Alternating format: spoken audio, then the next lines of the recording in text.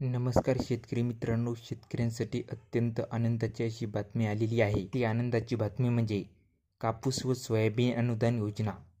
हेक्टरी 10,000 रुपये मिळणार। शेतकरी मित्रांनो, तुमच्या खात्यामध्ये आता 10,000 रुपये जमा व्हायला सुरुवात झालेली आहे। आपल्या राज्याचे मुख्यमंत्री एकनाथराव शिंदे व तसेच उपमुख्यमंत्री देवेंद्र फडणवीस तसेच उपमुख्यमंत्री अजित पवार यांनी आज झालेल्या मंत्रिमंडळ बैठकीमध्ये अत्यंत महत्त्वाचा असा निर्णय घेतलेला आहे।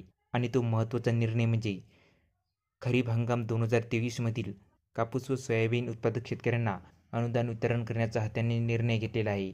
आणि हे अनुदान शेतकऱ्यांच्या खात्यामध्ये जमा व्हायला सुरुवातसुद्धा झालेली आहे। तुम्ही इथे बघू शकता, महाराष्ट्र DGIPR यांनी एक ट्विट केलेले आहे।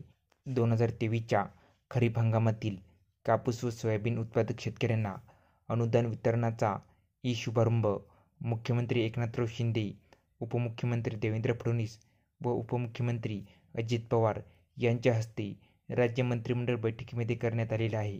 कापूस सोयाबीन उत्पादक शेतकऱ्यांना अनुदान वितरण सुरू। सुमारे 2,399 कोटींचे वाटप पहिल्या टप्प्यात होणार। 2023च्या खरीप हंगामातील कापूस व सोयाबीन उत्पादक शेतकऱ्यांना अनुदान वितरणाचा शुभारंभ आज राज्य मंत्रिमंडळ बैठकीत करण्यात आला।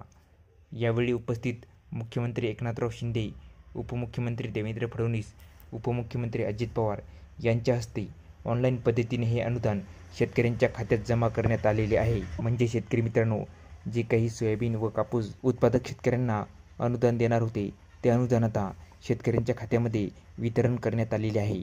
तुम्ही इथे बघू शकता, पहिल्या टप्प्यामध्ये 49,50,000 खातेधारकांच्या खात्यामध्ये 2,398 कोटी 93 लाख रुपये हे जमा करण्यात येत आहेत। म्हणजे तुम्ही इथे बघू शकता, पहिल्या टप्प्यामध्ये 49,50,000 जे काही खातेधारक आहेत त्यांच्या खात्यामध्ये 2,398 कोटी 93 लाख रुपये इतके जमा करण्यात येणार आहेत व उर्वरित हे दुसऱ्या टप्प्यामध्ये अनुदान वितरण करणार आहेत। तर शेतकरी मित्रांनो, ही अत्यंत महत्त्वाची अशी माहिती होती। हा व्हिडिओ जास्तीत जास्त तुमच्या मित्रांना शेअर करायला सांगा आणि याविषयी अशाच आणखी नवनवीन माहितीसाठी आपले KK मराठी GR या यूट्यूब चॅनलला लाईक, शेअर आणि सबस्क्राईब करायला विसरू नका। धन्यवाद शेतकरी मित्रांनो।